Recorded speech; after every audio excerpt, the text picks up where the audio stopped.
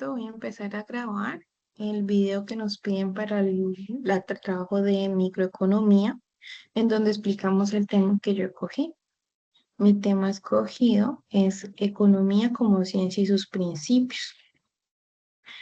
La economía es el estudio de los recursos buscando con ello dar una apropiada administración y distribución para el bienestar social, teniendo en cuenta los conceptos como la producción, distribución, consumo y escasez.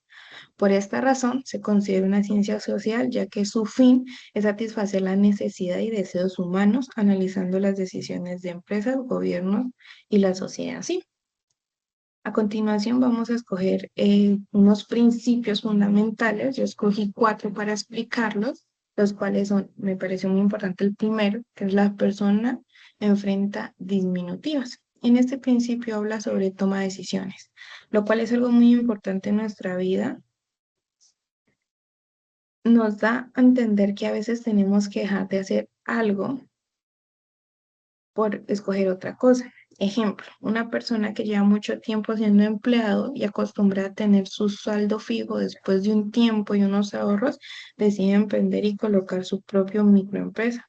Pero sabe que para poder progresar, tiene que renunciar a su empleo y con esto a la comodidad de su sueldo y tener ese pago mes a mes sin importar las consecuencias.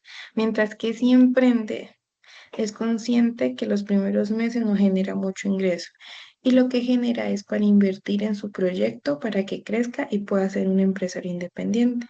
Entonces, en este principio me gustó mucho por esa misma razón, porque nos da a pensar que a veces estamos tanto en nuestra zona de confort que no queremos o a veces no queremos salir de ella, pero a veces es necesario como soltar, ¿no? Como buscar algo nuevo. Entonces, este es el ejemplo sobre esta área. Entonces, me pareció muy bueno porque a veces nos da ese miedo, ¿no? O sea, la persona está acostumbrada a su salario fijo y a veces emprender es difícil, pero es bueno.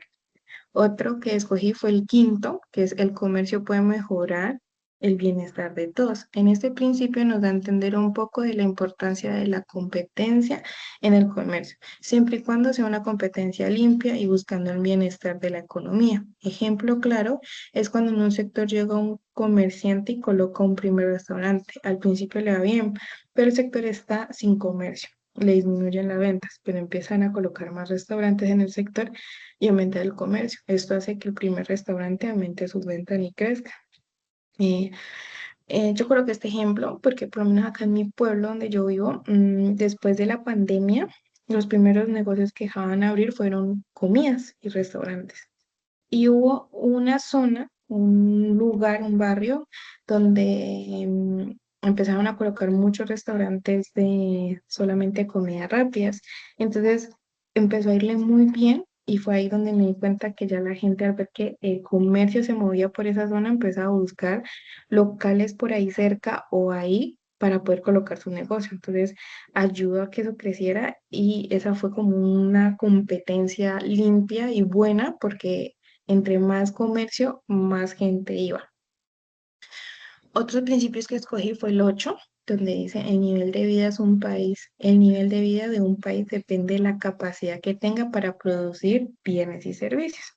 Este principio trata de explicar cómo una buena productividad puede generar un mayor de ingresos y eso a la vez más empleo y mejorar el nivel de vida. Esto como en diferentes puntos de la economía, es un círculo que puede crecer o disminuir. Si un país aumenta e invierte en la producción de bienes y servicios, crea un aumento de empleo, a mayor productividad, mayor mano de obra y una necesidad que el consumidor y una necesidad en el consumidor. Esto produce un círculo de dinero, una circulación de dinero. Ejemplo, en mi municipio de Timbio, Cauca, hace muchos años mi pueblo estaba estancado económicamente y el comercio, porque no había fábricas ni comercio. Esto hacía que hubiera un empleo, que no hubiera empleo y pues también pobreza. Pero desde hace varios años, Timbio tiene una de las más grandes haciendas cafeteras llamada El Troje, la cual genera una gran cantidad de empleo año tras año y eso ayudará a crecer la economía del pueblo. Entonces ahí es donde yo explicaba sobre esto del nivel de vida en el país. No solamente, pues aquí habla del país, yo di un ejemplo pequeño como de mi zona, pero también se puede ver a nivel más grande como en el país. Entonces, en mi pueblo, como explicaba, casi el comercio no se miraba. Entonces ya no solamente está la hacienda, sino que hay más empresas y hay más comercio y eso ayuda a que ya haya más circulación de dinero. Y el último que yo escogí, el último principio, fue cuando el gobierno imprime demasiado dinero, los precios se incrementan.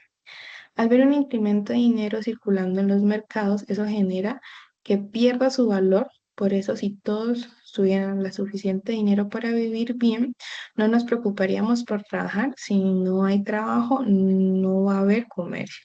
Si nadie tuviera que trabajar o comercializar sus productos porque tiene el dinero necesario, se acabaría el comercio. Por esta razón, cuando hay un incremento de dinero circulando, los precios tienen un alza. Esa es la forma más rápida y efectiva de mantener el control y el sistema en circulación, porque aunque a todo aumente, tenga suficiente dinero, con el alza tiene que seguir trabajando para conseguir aquello que desea o necesita. También voy a hablar sobre la microeconomía y la macroeconomía y sus diferencias. La microeconomía es una rama de la economía que se centra en el estudio de decisiones individuales de los agentes económicos. A través de su análisis se busca entender cómo estos agentes interactúan en los mercados y cómo su decisión afecta la oferta y la demanda de bienes y servicios. La macroeconomía es una rama de la economía enfocada en analizar variantes agregados como el PIB, Producto Interno Bruto, inflación, qué pena. Desarrollar modelos para prevenir el comportamiento económico y proporcionar información para la toma de decisiones políticas con el objetivo de entender cómo se alcanza el equilibrio económico. Em, en otras palabras, la microeconomía más que todo se enfoca en el comercio local, en el comercio, digamos, de cada país o de cada sector, cómo se ve la bolsa de el, mm, o sea, de cada sector, se me fue la palabra. Y la macroeconomía más que todo es como a nivel global, cómo se maneja la economía a nivel global y cómo esto afecta a nivel de todo el mundo. Estas son algunas de las diferencias que puse.